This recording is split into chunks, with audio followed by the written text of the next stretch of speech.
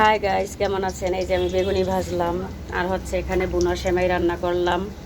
এটা হচ্ছে এই যে বুনা সেমাই, আগে এটাকে ঘি দিয়ে আর হচ্ছে ঘি, এই যে ঘিটা দিয়ে আমি সুন্দর করে ভেজে নিয়েছিলাম এই যে সেমাইটাকে। তারপরে হচ্ছে চিনি মিঠা কষাইয়া তারপরে হচ্ছে এই সেমাইটা আমি রান্না করেছি।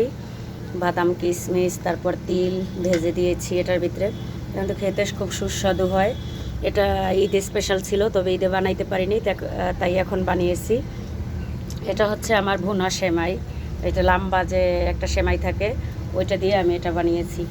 আর এখানে হচ্ছে আমি বেগুনি বানাচ্ছি। রোজার ভিতরে বেগুনি টেগুনি খাওয়া হয়েছিল খুব, কিন্তু রোজা চলে গেছে পর আর হচ্ছে বেগুনি বানানো হয় নাই।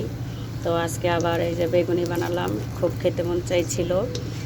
এই যে বেগুনি বানানোর উপকরণগুলো রয়ে গেছে, অনেক ভেষণ রোজার মধ্যে কেনা হয়েছে, ওটা শেষ হয়নি, এখনও রয়েছে।